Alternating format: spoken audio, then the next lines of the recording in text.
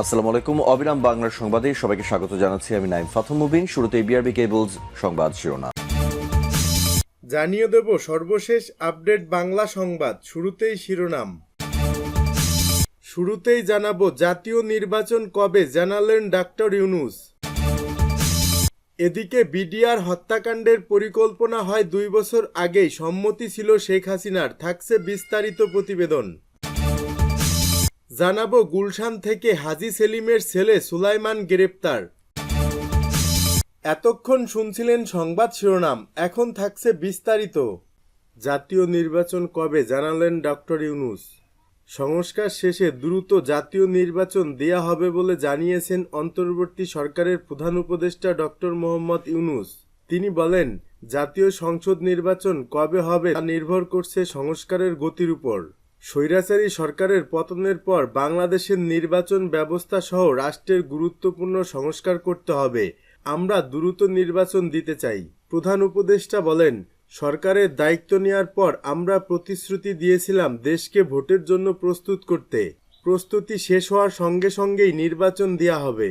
সরকার দ্রুত নির্বাচন দিতে চায় জানিয়ে ডক্টর ইউনূস বলেন, সংস্কার কাজে দেশের সবাইকে এক হতে হবে।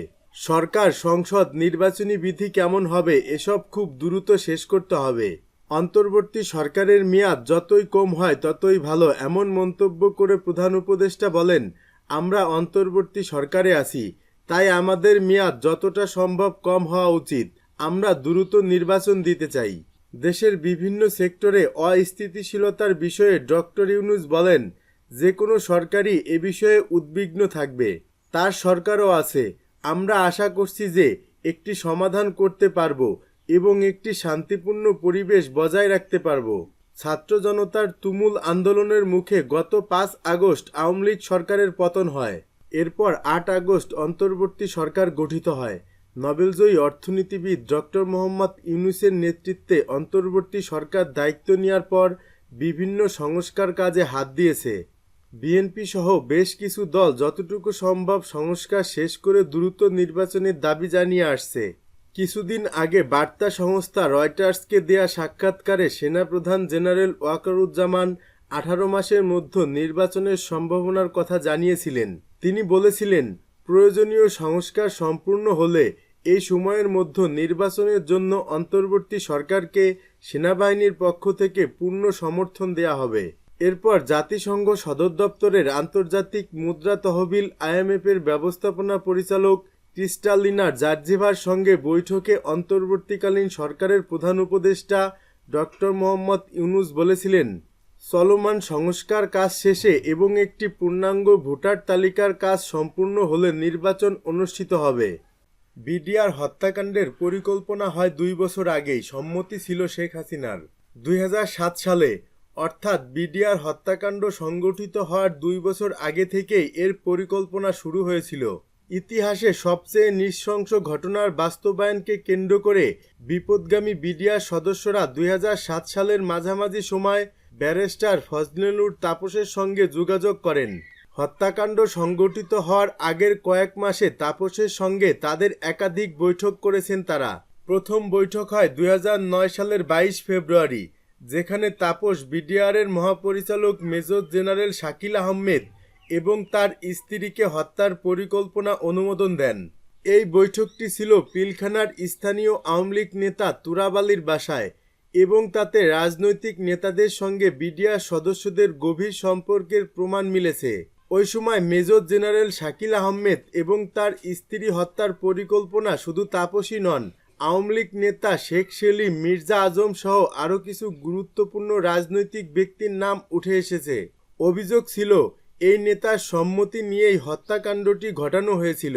পরিকল্পনা বাস্তবায়নের আগে 2009 সালের ফেব্রুয়ারির মাঝামাঝিতে 10 থেকে 12 জন বিডিআর সদস্য শেখ সেলিমের বাসায় সাক্ষাৎ করেন। তাদের বলা হয়েছিল সরকারের সমর্থন রয়েছে। সে সময় পিলখানায় জয় বাংলা স্লোগান শোনা গিয়েছিল, যা পরবর্তী হত্যাকাণ্ডের জন্য এক ধরনের সংকেত ছিল। এদিকে তদন্ত রিপোর্টে বলা হয়েছে, ঘটনার পর সরকারের পক্ষ থেকে গঠিত তদন্ত কমিটি এবং সেনাবাহিনীও হত্যাকাণ্ডের সাথে জড়িত রাজনৈতিক নেতাদের বিষয়ে কিছু তথ্য পেয়েছিল, তবে তাদেরকে কোনোভাবে জিজ্ঞাসাবাদ করা হয়নি। সেসব নেতাদের বিরুদ্ধে কোনো ব্যবস্থা নেওয়া হয়নি। 2009 সালের 25 ও 26 ফেব্রুয়ারি পিলখানায় বিডিআরের সদর দপ্তরে এক ভয়াবহ বিদ্রোহের মুখে সেখানে তৎকালীন বিডিআর মহাপরিচালক সহ 58 সেনা সদস্যকে হত্যা করা হয়। তাদের লাশ গুম করা হয় এবং মেজর জেনারেল শাকিল আহমেদের স্ত্রীকেও নির্মমভাবে হত্যা করা হয়। এই ঘটনার পর তদন্ত কমিটি গঠন করা হয় এবং সাবেক স্বরাষ্ট্র সচিব আনিসুজ্জামানকে সভাপতি করে একটি 10 সদস্যের কমিটি কাজ শুরু করে।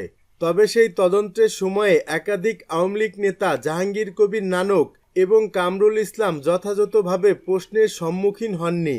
তাছাড়া হত্যাকাণ্ডের সঙ্গে সংশ্লিষ্ট ব্যক্তিদের জিজ্ঞাসাবাদও হয়নি।